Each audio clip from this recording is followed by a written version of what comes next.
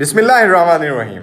अस्सलाम वालेकुम मोअज़्ज़िज़ नाज़रीन व हज़रात, उम्मीद करता हूँ कि आप बिल्कुल खैर व आफियत से होंगे। आज की दिलचस्प वीडियो में हम आपको दौरे हाजिर में होने वाली एक ऐसी दरियाफ्त के बारे में आगाह करने जा रहे हैं कि जिसका नज़ारा चश्मे आदम की हैरतों का मंबा बना हुआ है। एक ऐसा शहर जो आज की जदीद तरीन टेक्नोलॉजी की भी मात देता मालूम होता है।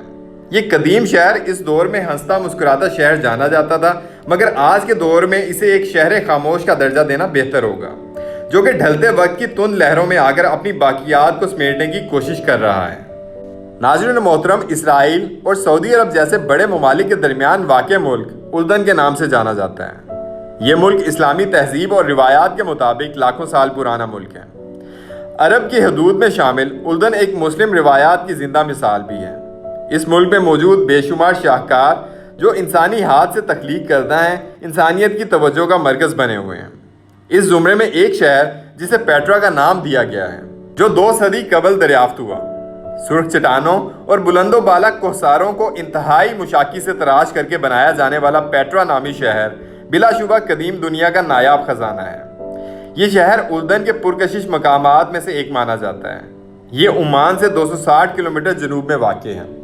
इस शहर कदीम के मकीन खुद तो वक्त के बगोलों की लपेट में आकर नेस्तो नाबूद हो गए, मगर इन हाथों से तराशे गए शाहकार रहती दुनिया तक हैरत और तजस्सुस का मंबा बनकर रह गए हैं।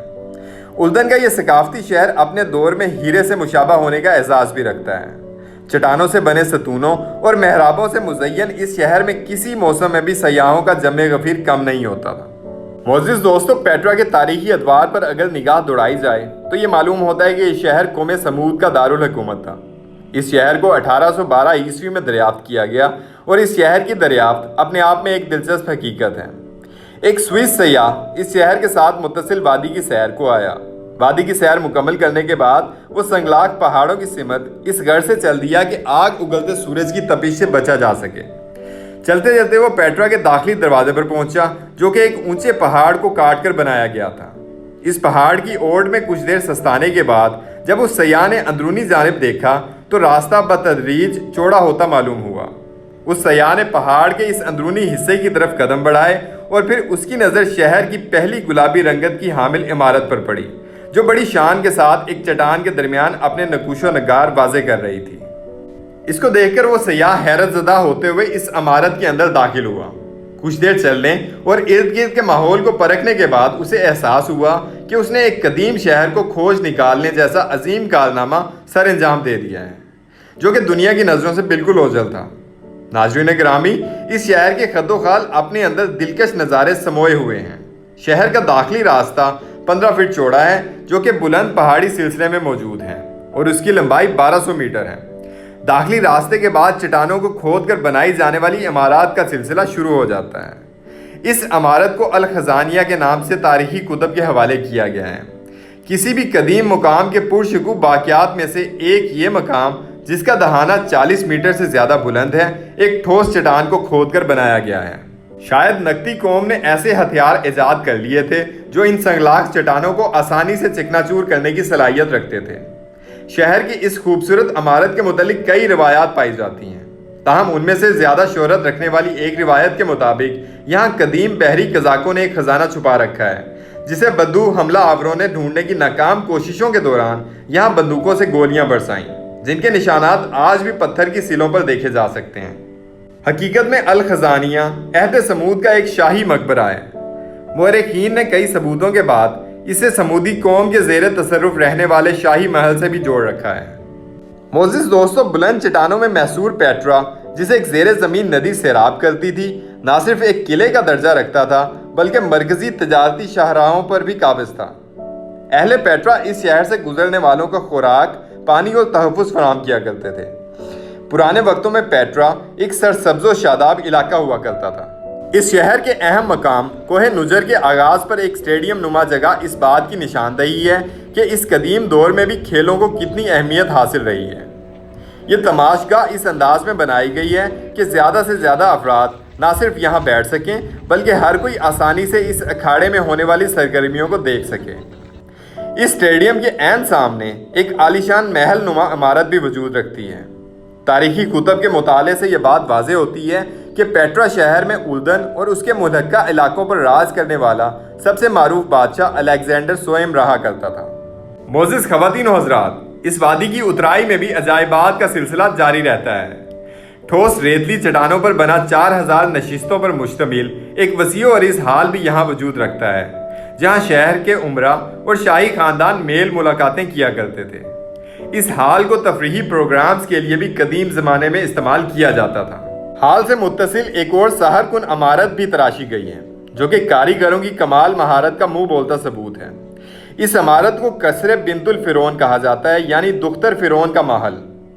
اہل سمود کی سب سے بڑی دیوی العاد کی خواہش پر بنائی جانے والی ایک قربان گاہ بھی قابل دید مقام ہے۔ اس قربان گاہ کے پیلرز بلیوں کی چہروں سے مزین ہیں۔ قوم سمود کے افراد چٹانوں کو تراش کر اشکال میں ڈھالنے کا فن بخوبی جانتے تھے، اور یہی ان کی وجہ شہرت بھی رہی۔ یہ لوگ قبل از اسلام کے دیوی دیوتاؤں کے ساتھ ساتھ اپنے کچھ بہادر جنگجوؤں اور بادشاہوں کے مجسمے بھی تراشا کرتے تھے، جن میں سے اکثر آج دریافت ہو چکے ہیں۔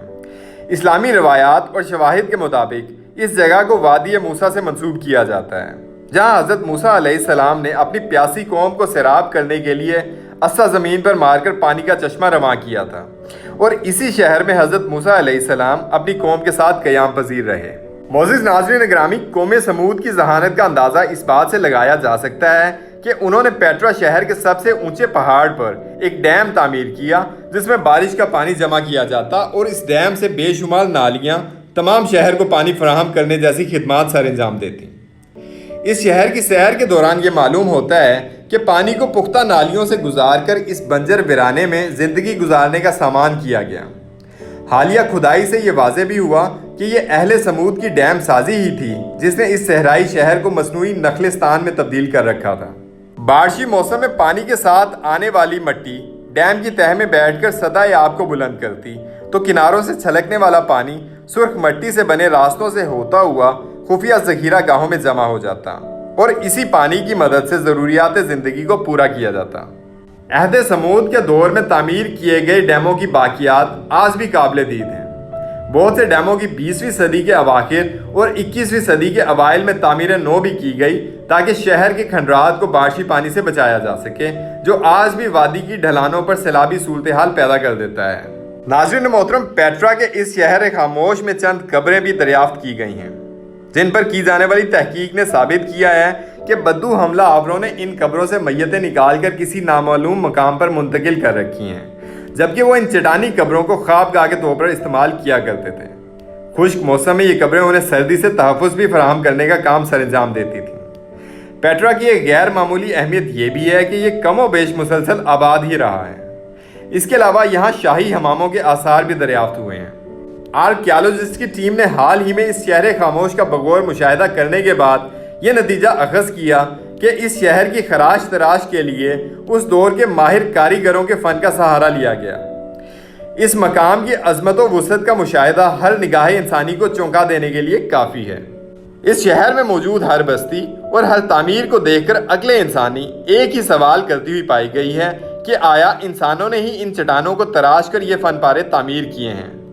قدیمی کتب کے مطالعے اور شواہد سے ہم پیٹرا نامی اس عجوبے کو علم اور مہارت کی انتہائی حد قرار دے سکتے ہیں۔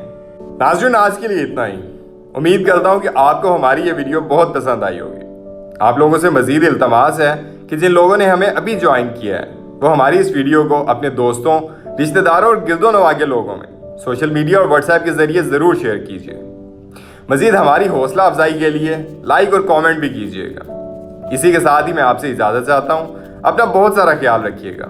اللہ نگہبان۔